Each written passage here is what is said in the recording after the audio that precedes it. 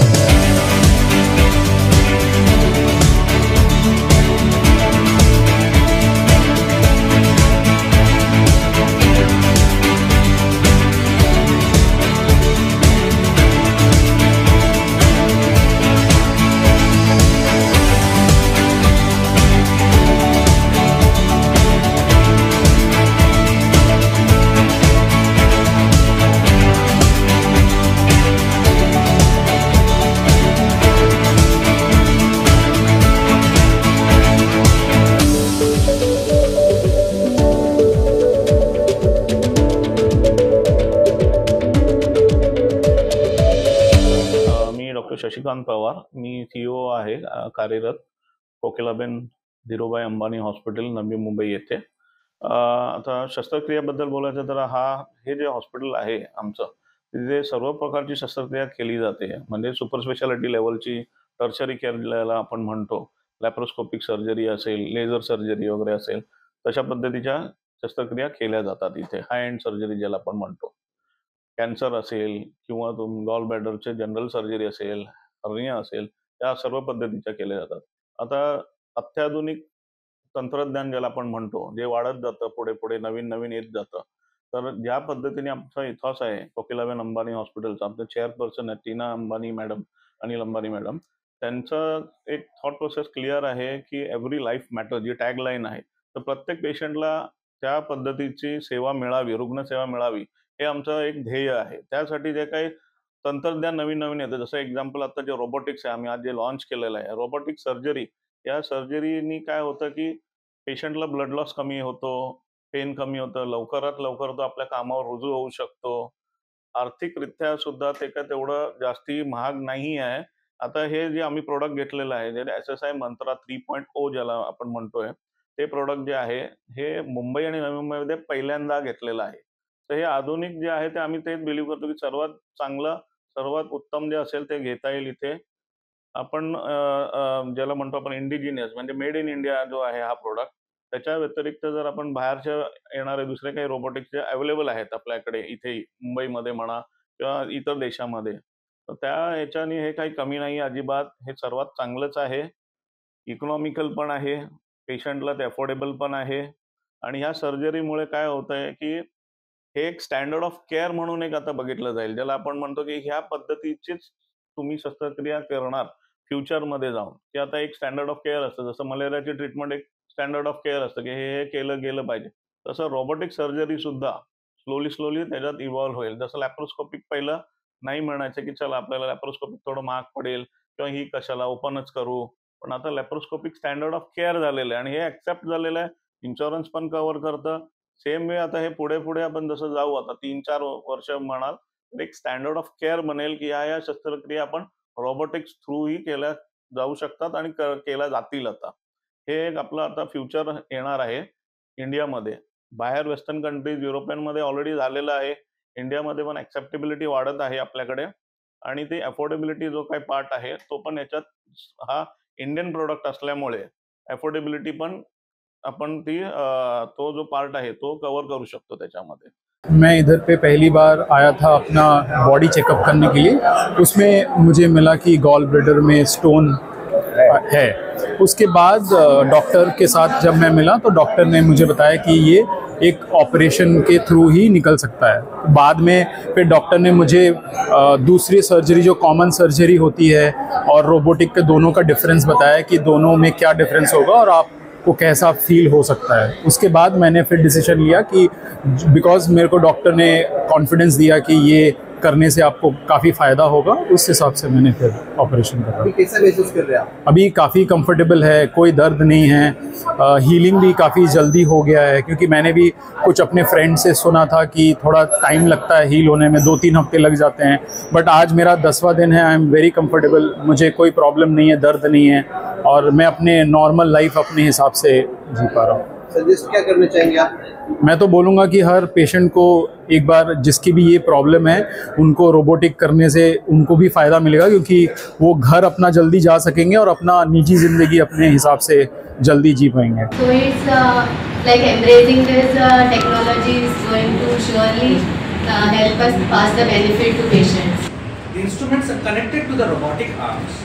The surgeon sits on a console in a different place or sits on a chair in a different place. He moves directly, or I have another stick which is attached to the stick so that the stick operates inside. That is the difference between laparoscopy and robotic. Now robotic gives more of precision. So if you think of a surgeon for doing laparoscopy, the degrees of movement are this and rotation in one. Second, a robot is a 10x magnification. So when I am doing a surgery, I am seeing the organ as close as this. So when I am doing a renal cancer surgery, for example, I can save more of normal kidney because the differential between the tumor and the kidney is very easily seen in a robot because of its 10x magnification. The most important thing which differentiates a robot from laparoscopy is one is its magnification and another is the ranges of movement. So this gives more precision and a better result for the organ. For example, as I said, for kidney cancer, for example, I can save more renal parenchyma. Listen, cervical conjunctions. Increase the accuracy and precision. So that enables us to, reduce the hospital stay, reduce the cost of medicines that are required for pain, for infections after the surgery. एका ऑपरेशनसाठी जेव्हा तुम्ही open operation करता तेव्हा आतमध्ये 4 किंवा 5 लोक लागायचे मदत करण्यासाठी. ते आज 4 किंवा 5 लोक न लागता एका असिस्टंटसोबत एक सर्जन रोबोटवर बसून ऑपरेशन करू शकतो. नर्सची सुद्धा गरज कमी भासणार.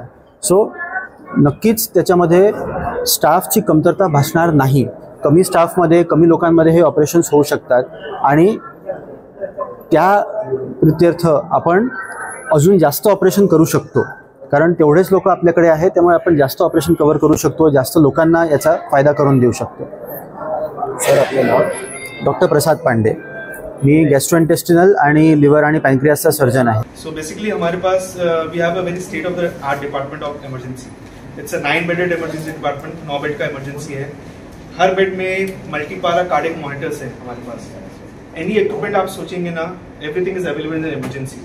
Even if you have a dedicated resuscitation room, मतलब अगर किसी को जरूरत होता है ना कि जान बचाने की जरूरत है, हम बहुत बार सोचते हैं कि जान बचाना इज वेरी डिफिकल्ट, बट हमारे पास एक डेडिकेटेड रूम है जहाँ पे सब कुछ अवेलेबल है. हमारे पास वेंटिलेटर्स हैं, 3 वेंटिलेटर्स ऑन द फ्लोर है, एक छोटा पोर्टेबल वेंटिलेटर है. Even if you have a dedicated operation room, so this are everything that is available in the floor actually. And बहुत बार बोलते हैं कि जैसे स्ट्रोक पेशेंट हो गए या हार्ट अटैक का पेशेंट हो गए, उनके लिए टाइम बहुत कीमती होता है. तो हम जो अमेरिकन गाइडलाइंस है उसको फॉलो करते हैं. बेसिकली हमारे लिए जो है स्ट्रोक का और cardiac emergencies K timeline is very fixed. जैसे कोई आया स्ट्रोक को तो उसको थ्रोम्बोलिसिस करना है, जो खून पतला करने का दवाई देना है, तो वो 90 मिनट्स के अंदर देना होता है. And we have very good time for that. हम लेस देन 60 मिनट्स में कर रहे हैं. Even if for heart attack patients जो होते हैं ना, हम उनके लिए डोर टू बलून जो होता है, बेसिकली पेशेंट को एंजियोप्लास्टी के लिए जब लेते हैं तो वो पेशेंट्स को हम लेस देन 30 मिनट्स में कर रहे हैं. So we have a very good response time. Trauma patients, any trauma, we cater to all the trauma patients. So again, as I said, we cater to all and every limb and life-threatening conditions, and we're equipped for everything to handle care of all the emergencies. आणि आमच्याकडे cardiac rehab पण post open heart surgeries होतात, तर त्याचे phase 1, phase 2, phase 3च्या हिशोबाने cardiac rehab आपण rehabilitation करतो. तर त्याप्रमाणे ओपीडी बेसिसवर पण आपले या सगळे इक्विपमेंट्स जे मॉडर्न इक्विपमेंट्स आहेत ते यूज होतात. त्याच्याबरोबर आपल्याकडे न्यूरो रिहॅब पण आहे. मल्टीडिसिप्लिनरी टीम आपण करतो. त्याच्यामध्ये आपले डॉक्टर मनीषा जे आहेत आमचे फिजिकल मेडिसिन रिहॅबिलिटेशनचे कन्सल्टंट आहेत. तर त्या न्यूरो रिहॅबिलिटेशनमध्ये फोकस करून त्याप्रमाणे फक्त फिजिओथेरपी नाही तर फिजिओथेरपी, ऑक्युपेशन, स्पीच या सगळ्या गोष्टीमध्ये आपण ॲज अ मल्टीडिसिप्लिनरी अप्रोच पेशंट्सला करतो. आपण फक्त पेशंटला ॲडमिट करून डिस्चार्ज नाही करत, तर पूर्ण रिहॅब करून आणि मग ते डिस्चार्ज होतात. ठीक आहे. आता PMRचा जो रोल असतो तो आता मॅमचा. फिजिकल मेडिसिन अँड रिहॅबिलिटेशन ही एक नवीन ब्रांच आहे. भौतिक चिकित्सा आणि पुनर्वसन आपण करतो या डिपार्टमेंटमध्ये. तर या डिपार्टमेंटमध्ये आपण कंडिशन्स अशा ट्रीट करतो म्हणजे ज्यांना न्यूरोचे प्रॉब्लेम्स आहेत किंवा मस्क्युलोस्केलेटल प्रॉब्लेम्स आहेत किंवा कार्डिओव्हास्क्युलर किंवा पल्मनरी प्रॉब्लेम्स जे होतात पेशंट्सला, त्यानंतर जे त्यांना प्रॉब्लेम्स व्हायला लागतात त्या सगळ्या गोष्टींचा आपण इथे डायग्नोसिस, ट्रीटमेंट आणि रिहॅबिलिटेशन आपण असं पूर्ण प्लॅन करतो आणि त्याप्रमाणे पेशंट स्पेसिफिक आपण ट्रीटमेंट गोल्स ठेवून त्यावर आपण काम करतो आणि पेशंटचं फंक्शनल आउटकम हायेस्ट लेवलचं आपल्याला कसं मिळवता येईल याचा आपण विचार करून आपण त्यांना ट्रीटमेंटची पद्धती आपण देतो. तर इथे आपण आपला फोकसच आहे की पेशंटची जी क्वालिटी ऑफ लाईफ आहे ती सुधारता आली पाहिजे आपल्याला. त्यासाठी आपण जे काही आपल्याकडे आहेत म्हणजे डायग्नोसिस असेल, मग मेडिकेशन्स आहेत, मग आपल्याकडे जे काही इक्विपमेंट्स आहेत त्यांचा वापर करून आपण पेशंटला म्हणजे जर त्यांना चालता येत नाही आहे तर त्यांना चालवण्याचा प्रयत्न करतो. त्यांना बोलण्याचा काही प्रॉब्लेम असेल तर स्पीच थेरपिस्ट आहेत आपल्याकडे, फिजिओथेरपीची पूर्ण टीम आहे आपल्याकडे, हँड फंक्शनसाठी काम करणारे लोक आहेत आणि जर त्यांना काही सर्जिकल इंटरव्हेन्शन्स किंवा इंजेक्शन प्रोसिजर्सची गरज असेल तर आपण ते सगळं बघून त्याप्रमाणे त्याचं आपण ट्रीटमेंट डिझाईन करून आपण ट्रीटमेंट प्लॅन फॉलो करतो. नमस्कार. ही आपली कोकिलाबेन धीरूभाई अंबानी नवी मुंबई हॉस्पिटलची डायलिसिसची टीम आहे. मी doctor Nikhil Shinde, consultant nephrologist, kidney रोगतज्ञ, आणि अवनी सिस्टर आहेत आणि हे आपले टेक्निशियन आहेत, सिनियर टेक्निशियन सुनील आहेत. जर बोलायला गेलं डायलिसिस आजच्या काळामध्ये, पूर्वीच्या काळी कसे होते की डायलिसिस म्हटल्यावरती अंगावरती काटा यायचा, लोकांना वाटायचं की डायलिसिस म्हणजे फक्त मरण आहे. पण जर आजच्या काळामध्ये जर आपण चेंजेस बघितले, आपलं विज्ञान एवढं प्रगत झालेलं आहे की खूप साऱ्या सुधारणा झालेल्या आहेत पाण्याच्या क्वालिटीमध्ये, डायलिसिसच्या मशीन्समध्ये.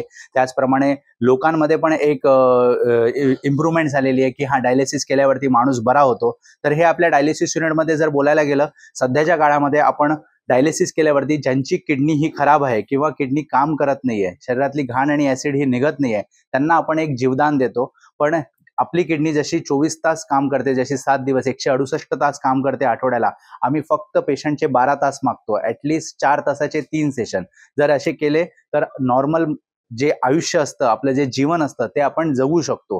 बेसिकली किडनी पेशंट्समध्ये एकच प्रॉब्लेम असतो की त्यांची किडनी काम करत नाही, त्यामुळे दुसऱ्या अवयवांवर त्रास होतो. हा त्रास होऊ नये यासाठी आपण डायलिसिसचा उपयोग घेतो. आणि जर डायलिसिस जर त्यांनी रेग्युलरली केलं, नेफ्रोलॉजिस्टशी बरोबर कन्सल्टेशन केलं, तर आपण त्यांचे जीवन वाचवण्याचा प्रयत्न करू शकतो.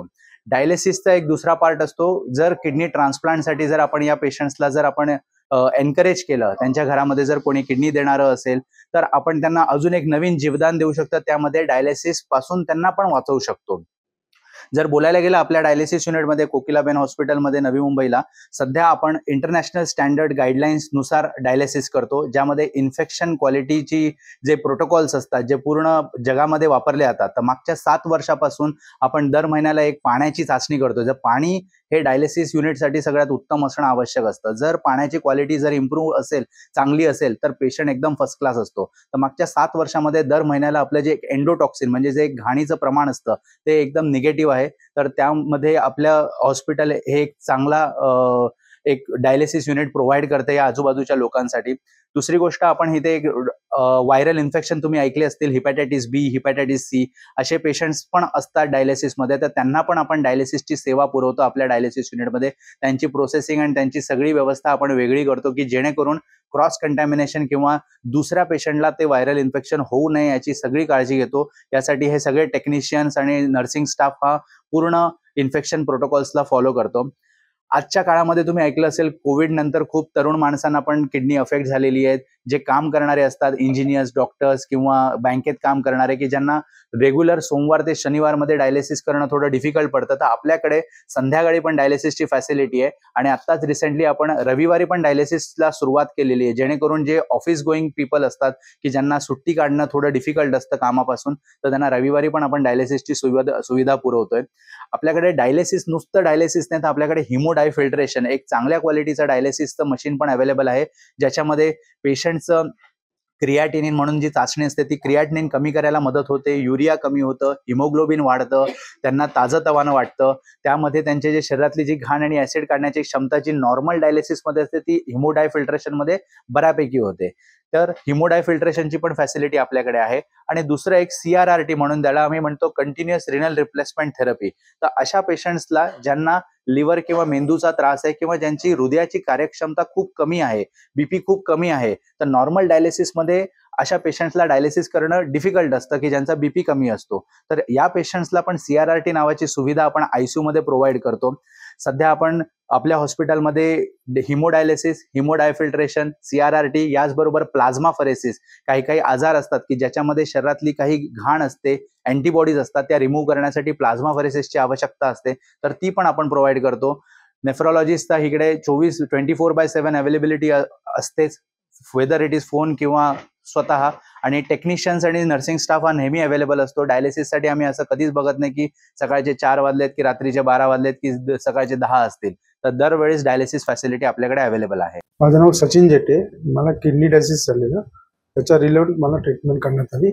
लास्ट ऑफ डिसेंबरमध्ये कन्सल्टेशनमध्ये डॉक्टर सोमनाथ डेच्या कन्सल्टंटमध्ये मला ते आयडेंटिफाय झालं.